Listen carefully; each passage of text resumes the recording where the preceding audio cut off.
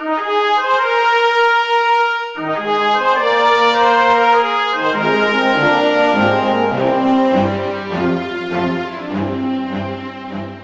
grupo dos subversivos.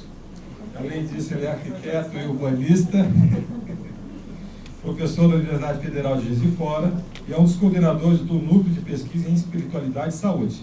Ele atua no desenvolvimento de estudos históricos e epistemológicos das investigações científicas em espiritualidade do século XIX.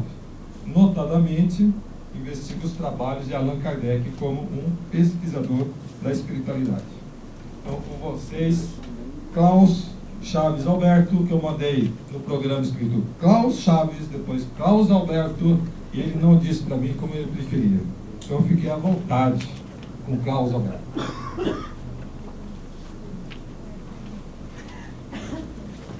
Obrigado.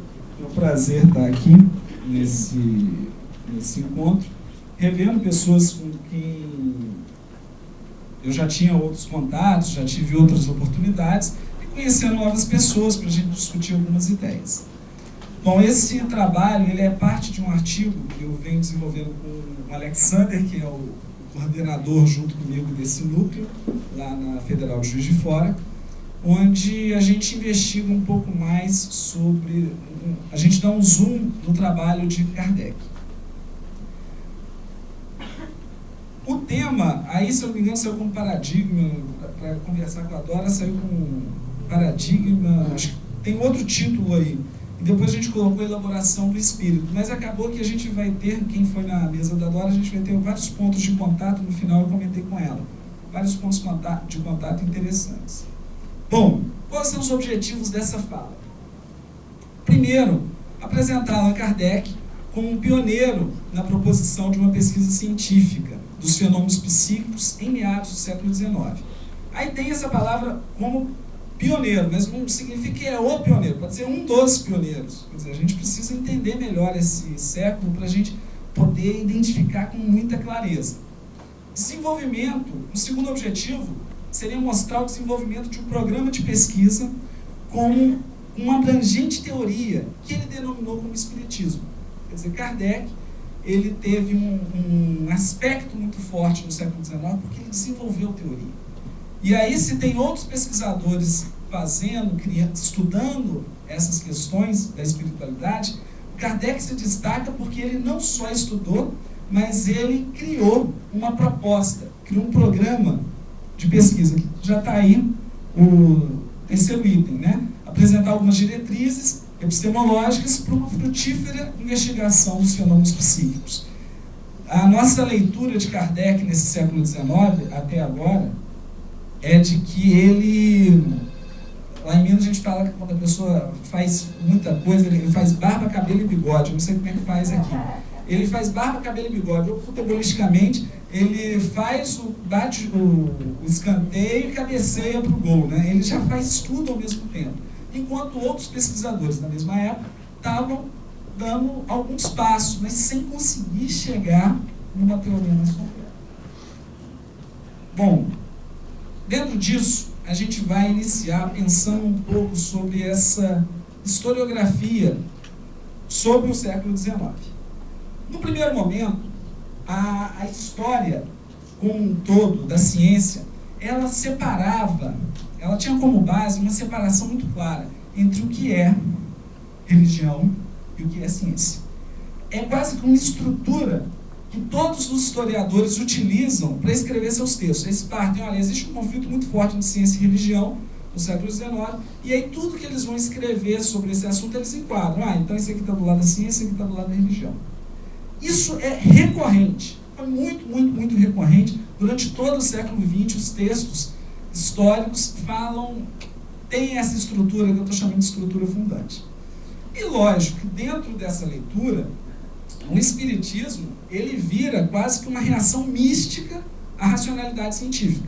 Se existe aqui a racionalidade científica, quer dizer, aquelas pessoas que estão fazendo a ciência, e aí a gente já pega lá a ciência entre aspas, se existem essas pessoas trabalhando, o nosso tema de pesquisa, que é o espiritismo, ele não se enquadra bem ali, porque ele não está no laboratório, ele não está trabalhando com aqueles paradigmas desse núcleo de cientistas.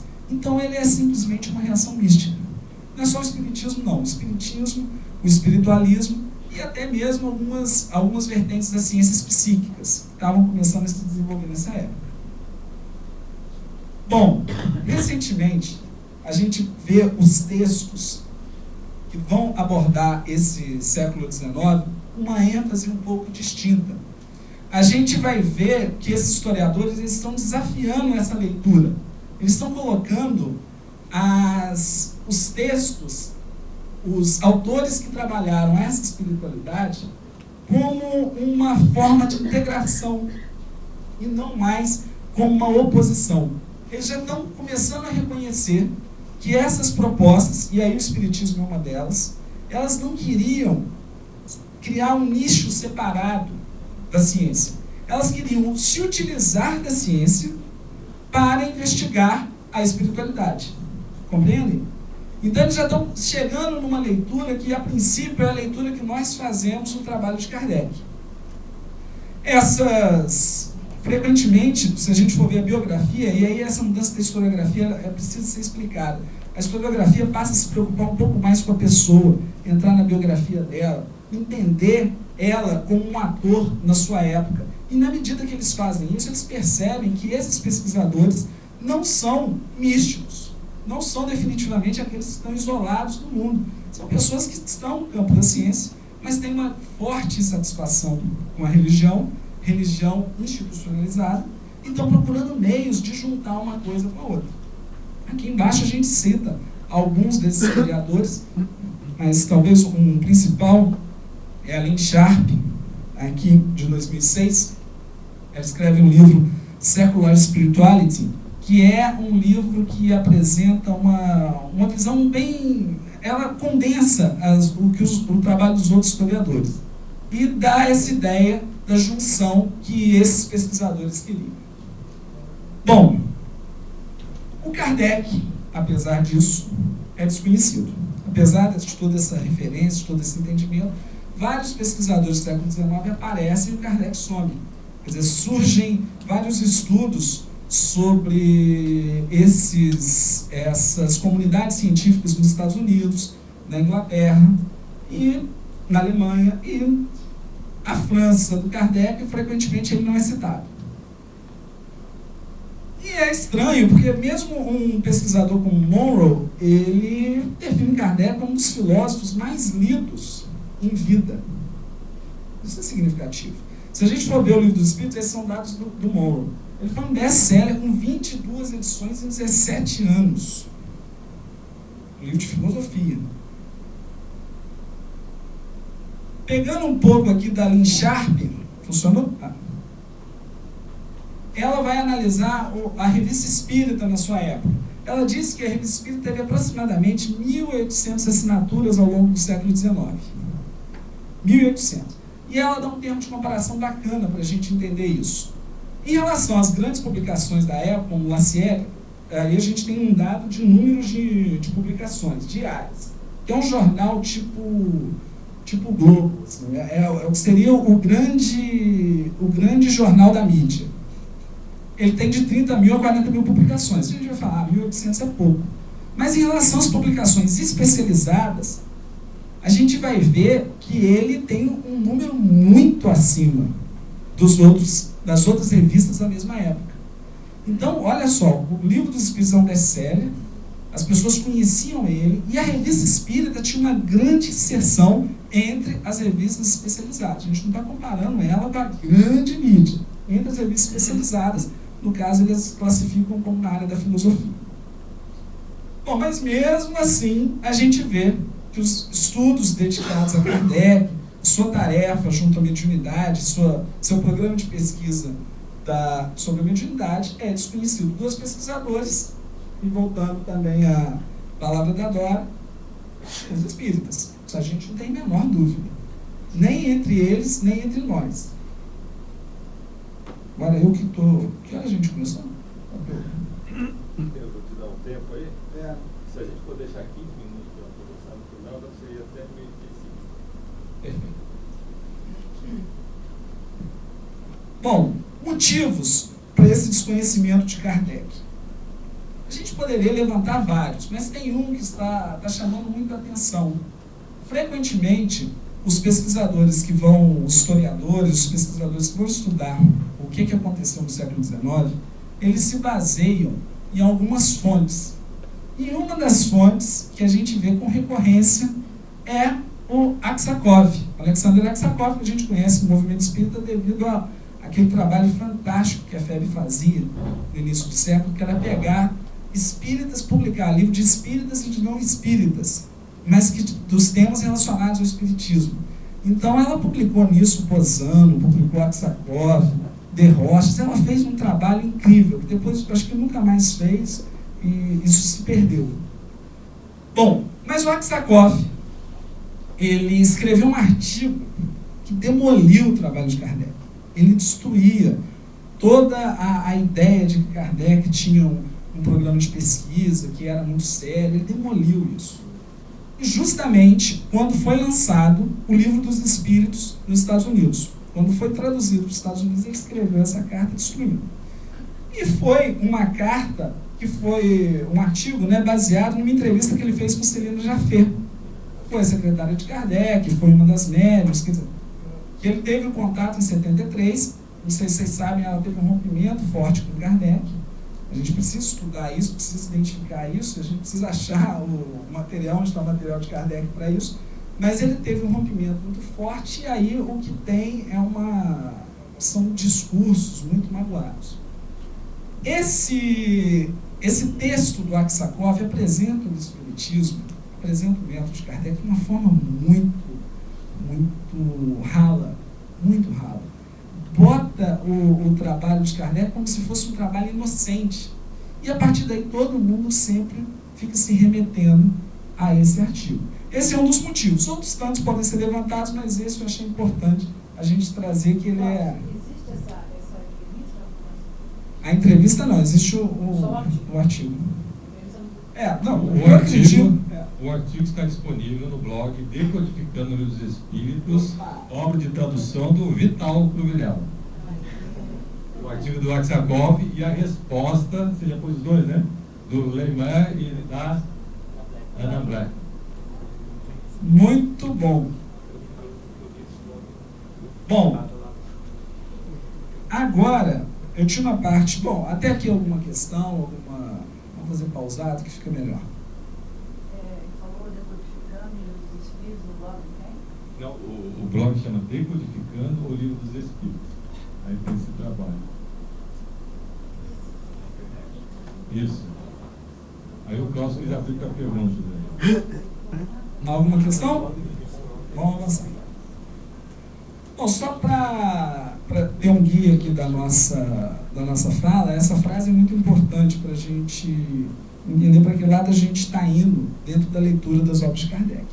É o próprio Kardec dizendo que é o Espiritismo, que o Espiritismo é uma ciência que trata da natureza, origem e destino dos espíritos, bem como de suas relações com o mundo corporal. Ele define o Espiritismo como ciência. Ele poderia usar diversas palavras, mas ele usa essa. E usa com precisão. E isso vai dar uma guia para o nosso estudo. A gente vai ver aqui Kardec num período, fazendo uma história breve, não é nem o objetivo, mas só para a gente entender que ele não é uma pessoa iludida com o seu objeto de pesquisa. Ele conhece, em 54, o Sr. Fortier, ele tem contato com o Sr. Fortier, que ele já conhecia, porque era magnetizador. A gente está falando aqui para conhecedores do Espiritismo e para não conhecedores do Espiritismo. Então, Kardec ele trabalhava com magnetismo, tinha uma experiência vasta com magnetismo e conhecia várias dessas pessoas que estavam interessadas sobre o mesmo assunto. O Sr. Fortier era uma delas. Ele apresentou para o Kardec a ideia das mesas girantes, falando que o que estava acontecendo lá na Europa tinha um negócio muito interessante. Era um fenômeno na Europa, tinha começado nos Estados Unidos, foi para a Europa, um fenômeno. E ele, como magnetizador, como uma pessoa que Kardec tinha um respeito, olha, vale a pena investigar isso, vale a pena entender. Nesse primeiro momento, ele estava vendo só uma causa física. A mesa balança, gira e poderia ser diversas coisas físicas. Depois, ele diz que as mesas respondem. tem ali alguma coisa mais inteligente, tem uma outra estrutura de entendimento desses fenômenos. Bom, esse é um tema forte para a gente estudar, a gente saber como é que foi essa invasão organizada que o Conan fala, saber como é que veio. Cada historiador tem uma teoria, fala que foi uma coisa armada pelos norte-americanos fazer essa invasão. Tem de tudo. Merece ser estudado. Bom, a opinião de Kardec a respeito desse tema já diz um pouco de quem ele era. Ele diz que só acreditará quando vir e quando provarem que uma mesa tem cérebro para pensar, nervos para sentir, que possa tornar-se sonâmbulo. Até lá, permita que eu não veja, no caso, mais do que um conto para fazer-nos dormir no pé. Não é aquela pessoa que vai de corpo e alma, que se entrega àquela coisa, olha que coisa maravilhosa. Puxa para trás. Nesse sentido, a gente vai ver que em 55, um ano depois desse primeiro contato, praticamente, ele vai para uma primeira sessão mediúnica com a senhorita Plane-Maison. E aí ele vê mesas girantes, vê alguns rudimentos da escrita mediúnica. Quando ele vê isso, ele percebe que tem alguma coisa mais séria, que não é simplesmente o físico, pode ter ali um objeto de pesquisa. A partir dessa primeira sessão, ele tem contato com outras médicas, inclusive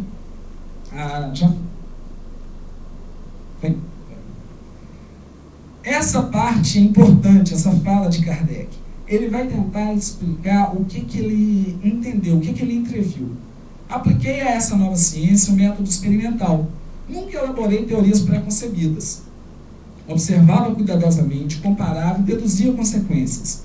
Dos efeitos, procurava remontar as causas, não admitindo por válida uma explicação, senão quando resolvia todas as dificuldades da questão. Isso é uma aula de filosofia da ciência, se a gente for pensar. E é interessante que essa é uma fala, mas ela pode ser provada quando a gente vê os 12 volumes da Revista Espírita.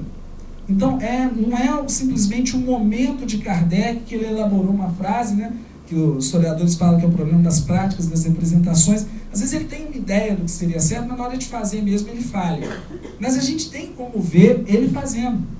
O ator em ação, o Kardec em ação, nesses 12 volumes. E a gente vê que, em linhas gerais, é isso que ele segue.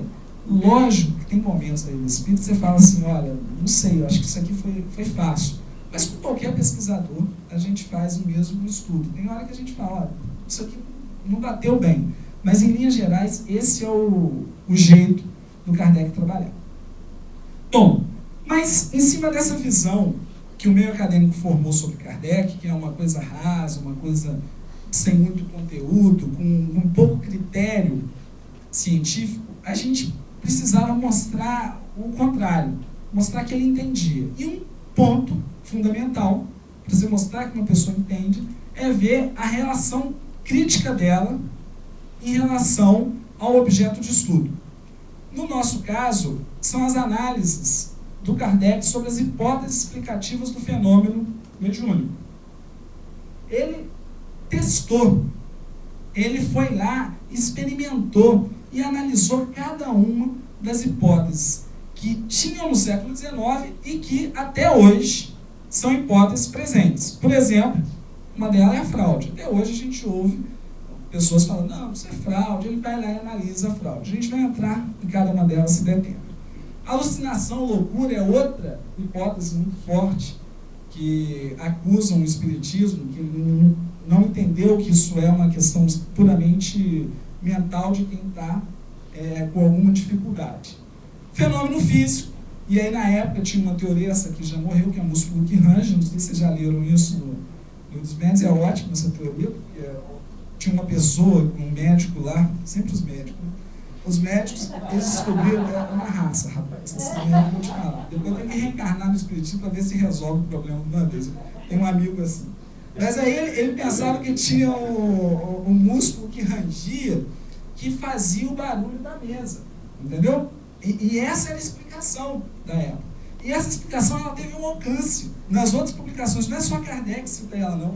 Várias publicações da época justificam o fim do espiritismo por conta desse raio, desse músculo que range. Mas vocês imaginam um músculo, é um verdadeiro samba, porque o som da mesa, o som da porta, ele conseguia simular isso tudo. através da explicação. Uma loucura, assim, uma loucura.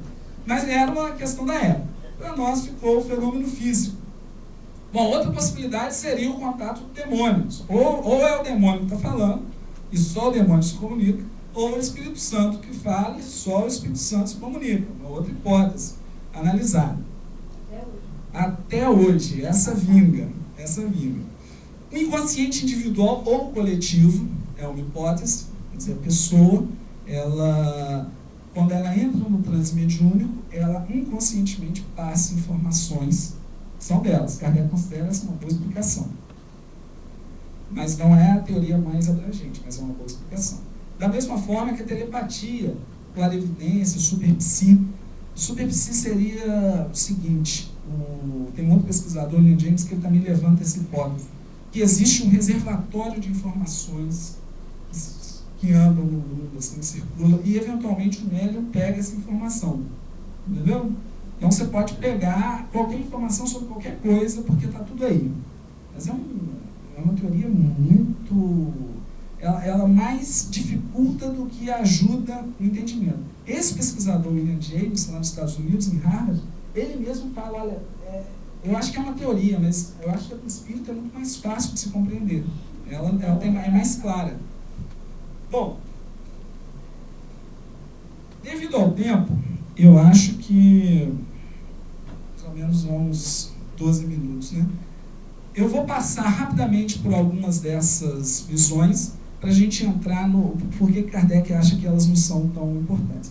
Mas é importante a gente frisar esses pontos, porque às vezes a gente vende barato o espiritismo, né? A gente leva a ideia espírita sem falar que foram analisadas as outras ideias. E aí, o nosso interlocutor, ele fica perdido, né? Ele começa a levantar tudo isso e dificulta a leitura do texto para ele. Ele começa a levantar, mas isso poderia ser fraude, como se Kardec não tivesse feito essa análise. E aqui algumas observações de Kardec, dizendo, olha, a fraude, simplesmente porque eu consigo simular uma coisa, não significa que ela não exista. Se eu consigo simular um vinho tinto com algum produto químico, não significa que o vinho verdadeiro lá daquela coisa, ele deixe de existir. E assim sucessivamente. Outro fator é que de tudo se abusava. Então, daí uma pessoa simular alguma questão dos espíritos, a gente conhece o Rodini, por exemplo, sua história lá,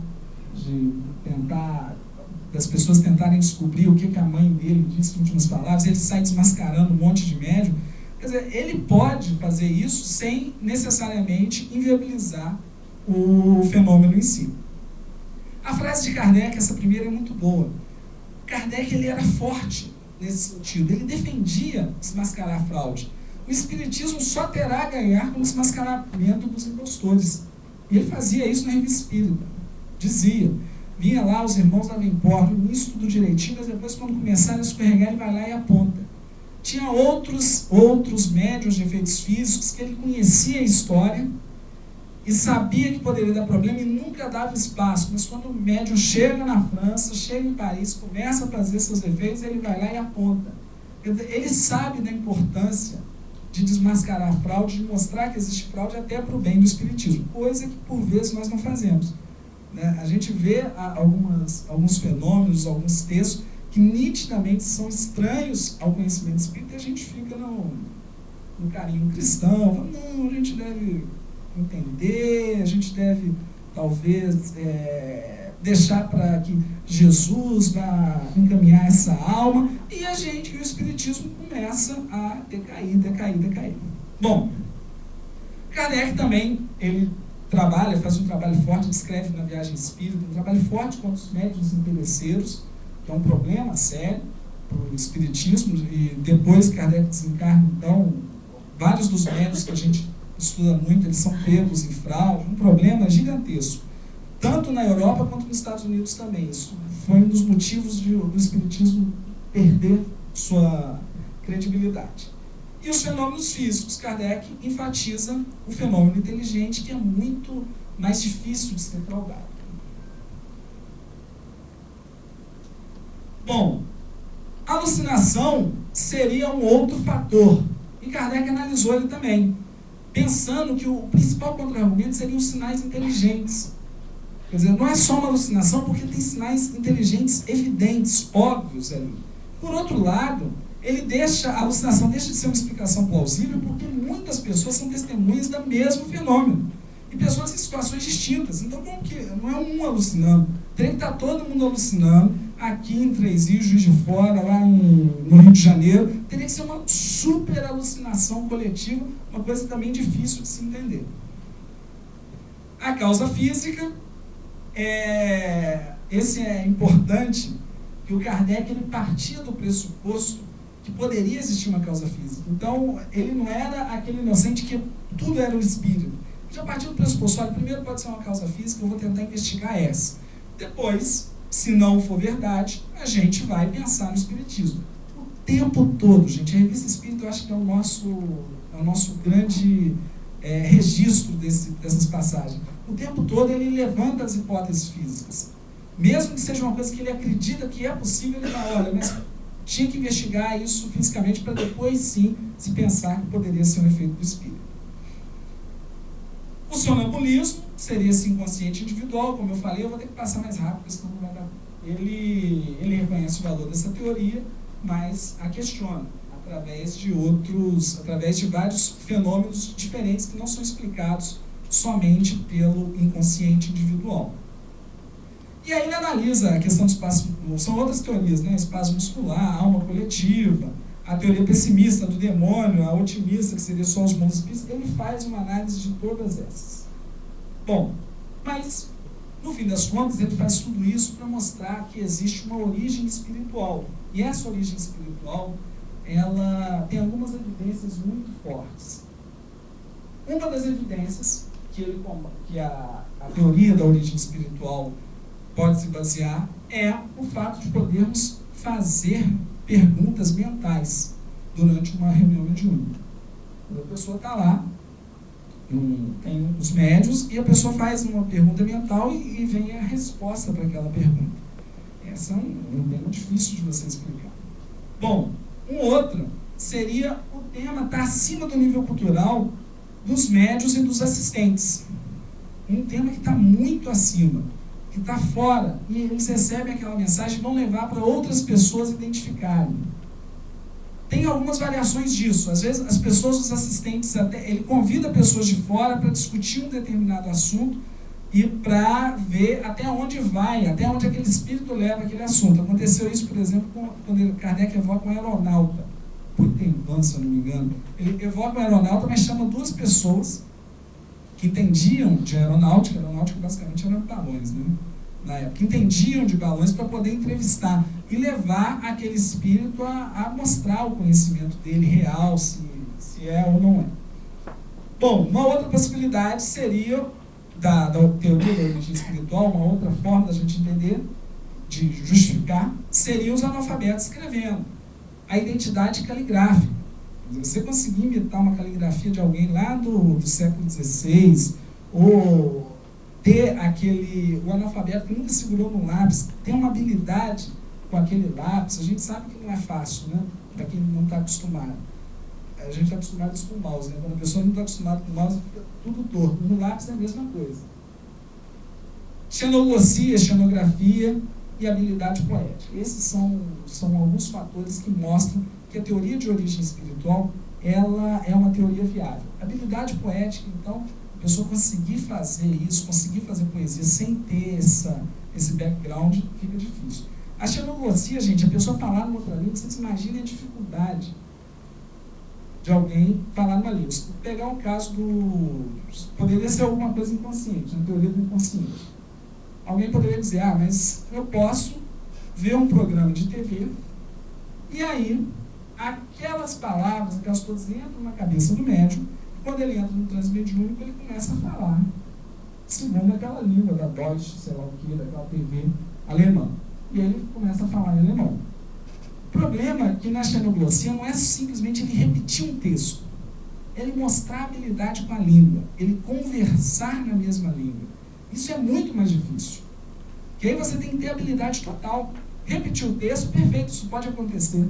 Pode acontecer mesmo. O médium leu um livro inteiro aqui, e quando ele foi escrever lá, ele repetiu várias frases, trechos, páginas completas daquele livro. Mas ter habilidade com a língua é mais delicado. Bom, e mostrar padrões de resposta do falecido, né? Jeitos de pensar daquela pessoa que foi evocada numa reunião. Kardec percebe que o simples provar da imortalidade já é um passo, mas ele queria conhecer, ele queria avançar nesse conhecimento. E como obter informações válidas? Como formar uma teoria? Eu vou lançar essa aqui, senão nós vamos parar. Ele percebeu, para ele avançar na teoria, ele teve que dar alguns passos que foram fundamentais. Um deles é esse: perceber que os espíritos não são falíveis, não são infalíveis. Esse é um passo monstruoso. Parece que é uma coisa simples, mas é um passo monstruoso. E aí tem essa frase dele que é ótima, que também é um diálogo lá com a Dora. Conduzi-me, pois, com os espíritos como houvera feito com homens. Para mim eles foram, do menor ao maior, meios de me informar, e não reveladores predestinados. Quer dizer, ele compreendia os espíritos, gente como a gente. Essa postura desmistificante com os espíritos, com o mundo espiritual, quebra umas barreiras fundamentais. Quando Kardec mostra lá a escala espírita no Livro dos Espíritos, esse é um tema que ele trabalha na Revista Espírita, ele amplia, depois ele diminui, ele fala que é a chave da ciência espírita. E vários de nós, como não temos essa leitura, a gente olha para a escala espírita no Livro dos Espíritos e fala: gente, a chave da ciência espírita, será que isso é tão importante assim? Entender aquela escala é fundamental. É fundamental você saber com quem você está falando, saber que tem variações, saber que eles não são aqueles espíritos que trazem tudo pronto. E para a gente avançar, eu vou pular aqui a analogia com a microbiologia, mas vou explicar rapidamente. Para a gente avançar, o Kardec percebeu que o médium, ele era simplesmente como um microscópio. Vocês imaginem que antes do microscópio, os micróbios, eles afetavam a nossa vida. E a gente não sabia como. Com o microscópio, a gente começa a entender como os micróbios afetam as nossas vidas. Bom, o microscópio, ele seria uma metáfora com os médiuns. O mundo invisível sempre atuou com a gente, sempre atuou junto. Nós sempre estivemos imersos junto com os espíritos. Mas a gente não conseguia ver, a gente não conseguia entender. Então, os médiuns conseguiram mostrar para nós o mundo dos espíritos e nos ajudar a nos posicionarmos na vida. Se a gente sabe da influência deles, se a gente sabe da influência dos micróbios, sabemos os efeitos deles, a gente passa a lavar a mão. O que era antes uma atitude simplesmente religiosa passa a ser uma atitude científica. Então, você lavar a mão significa uma atitude empírica. Você sabe que você vai ficar mal por conta dos micróbios. E com os espíritos, com os médiuns, a gente sabe que a nossa postura moral, o nosso caráter, a nossa integridade interferem diretamente nesse relacionamento com os espíritos. A gente sabe da importância da prece, do valor da comunicação mediúnica. Bom, aqui ele faz uma metáfora também com o telescópio e outras questões científicas. Mas agora, quais foram os meios de elaboração que Kardec utilizou? Diante disso, entendendo que os espíritos não são os mais evoluídos, tem várias classes, quais são os meios de elaboração? O que garante um programa de pesquisa científica ao espiritismo?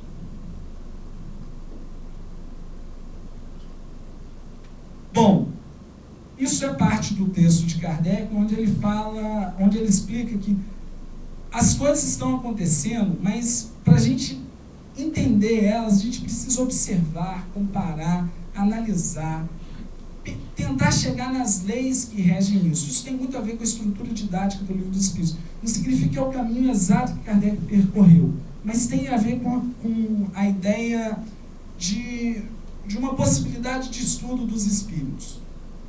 Depois de fazer tudo isso, o Kardec ele concluiu pela existência da intervenção dos espíritos, o perispírito, a reencarnação, qualquer princípio da doutrina espírita. Ele nunca aceitava de cara, ele sempre tinha que fazer uma análise, um estudo, um entendimento. Aqui tem um exemplo, que é a questão dos espíritos que não se consideram mortos. Vocês devem conhecer, vocês devem saber disso, porque Kardec se espantou. Por que os espíritos estão desencarnados e não sabem como desencarnados? O que justifica isso? Esse fenômeno. E, naturalmente, os próprios espíritos vieram informar. Mas veja, que não foram os espíritos superiores que disseram para Kardec que existiam espíritos que estavam desencarnados e não se sabiam desencarnados. O próprio espírito desencarnado chegava lá e falava, não sei onde eu estou, ou e falava, olha, eu estou aqui na minha casa fazendo isso, fazendo aquilo outro. Kardec perguntou, mas você não percebeu que você desencarnou?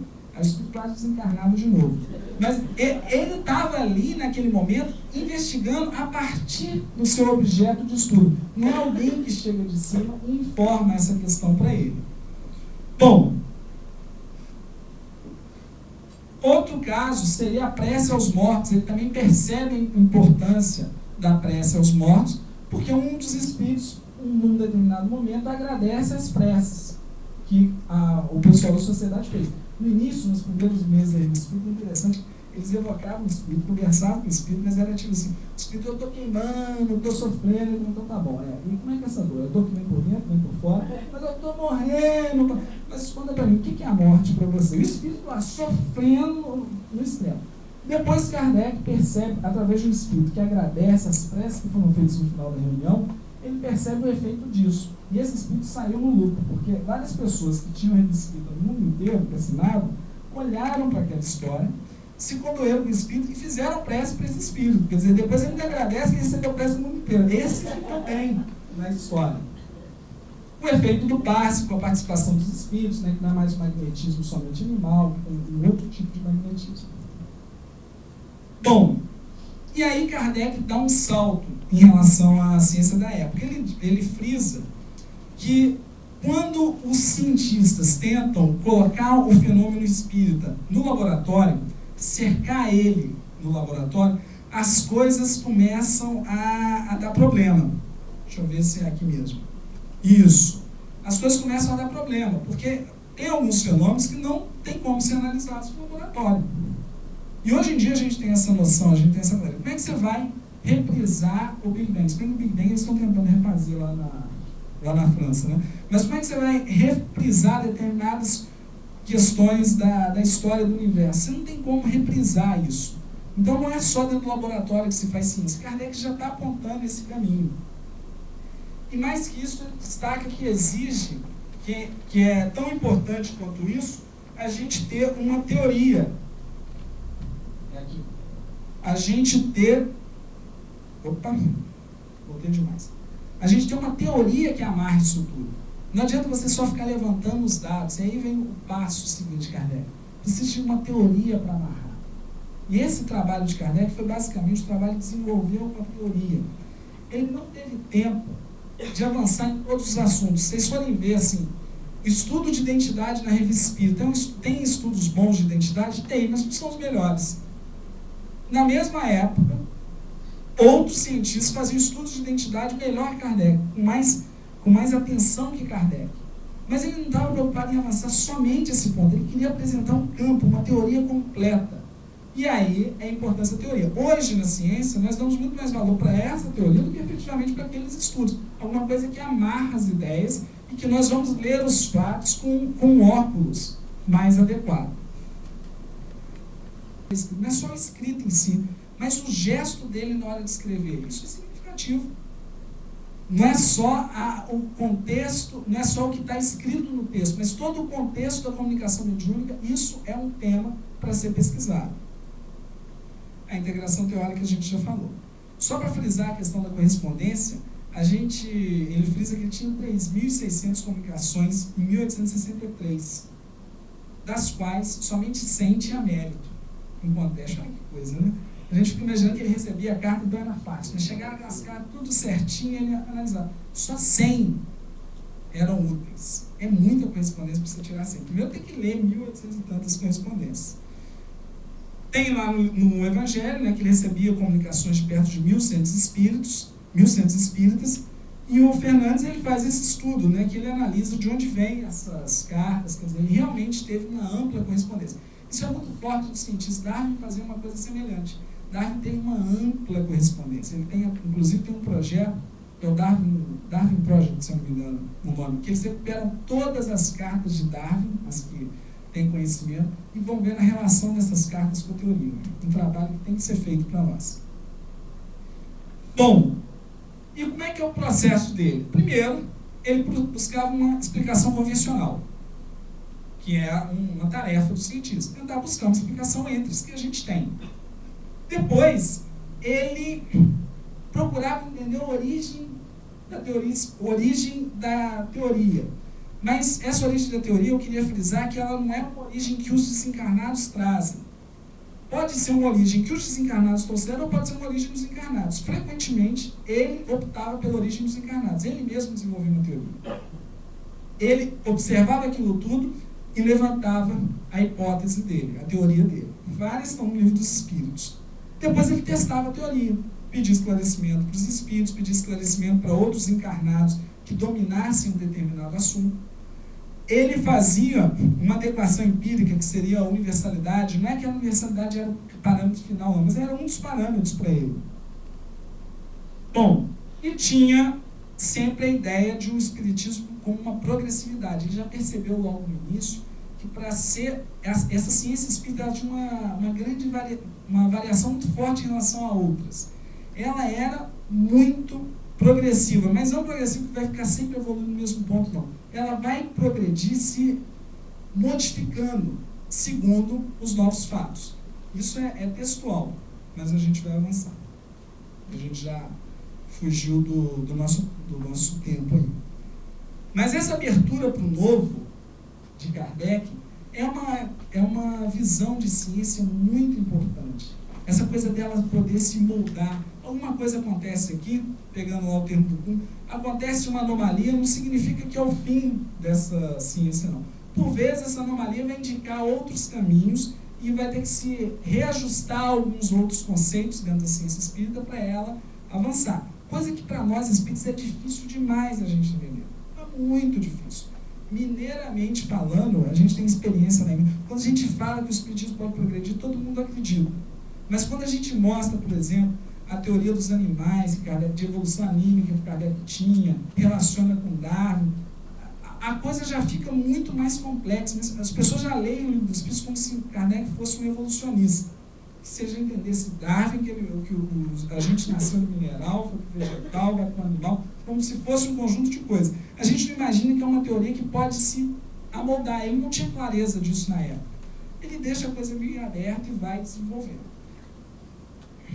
Bom, para a gente concluir, sempre a gente fecha, quando a gente vai falar de Kardec, a gente usa essa frase que é muito boa. Ele fala que o papel dele é de um observador atento, que estuda os fatos para descobrir a causa e tirar as consequências.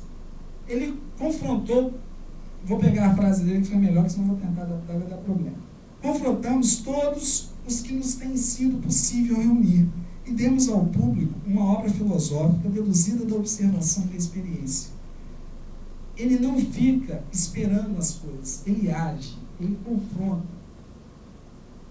Aí eu vou avançar para essa frase.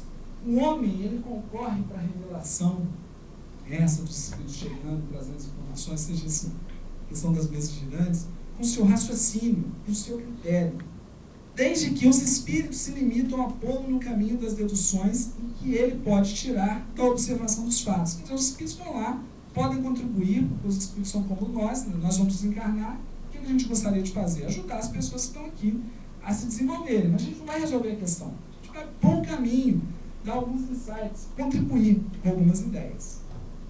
E ele continua. As manifestações são fatos que o homem estuda para lhes deduzir a lei, auxiliado nesse trabalho por espíritos de todas as categorias, que de tal modo são mais colaboradores seus do que reveladores no sentido usual do termo. Só isso aqui a gente teria que parar para analisar. São colaboradores, não são aqueles que trazem revelação pronta. E o que nós estamos fazendo dessa teoria espírita quando a gente pega os textos e simplesmente assume os textos, sem entender que eles só estão colaborando? sem entender que eles estão trazendo informações que nós devemos digerir, que nós devemos analisar. O que nós estamos fazendo com toda essa literatura mediúnica, que a gente fica perdido, é muito frequente isso, fica perdidos, assim, pessoas discutindo isso, discutindo aquilo. Perdeu-se o método de Kardec, perdeu-se esse método criterioso, científico, de analisar, de comparar, de procurar a causa física, procurar, pode ser um inconsciente do médium, não pode ser, como é que nós vamos descobrir se era ou não era? Ele tentou fazer isso, e fez por várias vezes. Pegar os estudos mais recentes, e agora não só de Kardec, pegar outros pesquisadores que fizeram estudos semelhantes e testar o método dos outros pesquisadores também. Temos que testar o método de Kardec, não tem dúvida. Mas também tinham outros que estavam fazendo coisas semelhantes. Vamos testar. Vamos fazer. Ele faria isso. Essa é uma das tarefas do nosso Kardec. E essa frase é dele, uma coisa muito pessoal, né? Ele falando que o Espiritismo lançou ele num novo rumo. A gente tem essa impressão, né? No Livro dos Espíritos, ele pensou que ia acabar ali, mas de repente ele vê que a coisa é muito maior do que o Livro dos Espíritos. Tem muito, pode se dedicar uma vida inteira. E aí ele fala que compreendeu a imensidade da minha tarefa e a importância do trabalho que me restava fazer para completá-la. Sentia que não tinha tempo a perder, e não perdi, nem em visitas inúteis, nem em cerimônias estéreis. Foi a obra de minha vida. Dei-lhe todo o meu tempo, sacrifiquei o meu repouso, a minha saúde, porque diante de mim o futuro estava escrito em letras irrecusáveis. Esse é o caráter do Kardec perante a sua obra, perante o Espiritismo. É a obra da vida dele. E aí, quando Dora comentou lá que Kardec era, sem dúvida, um dos espíritos mais evoluídos, a gente corrobora isso assim embaixo, em todos os momentos. Kardec era um espírito muito evoluído, que dialogava de igual, não era uma pessoa que ficava para trás, mas de um desprendimento fora do normal para dedicar a vida inteira para essa ciência que hoje a gente está tentando descobrir e avançar. Muito obrigado.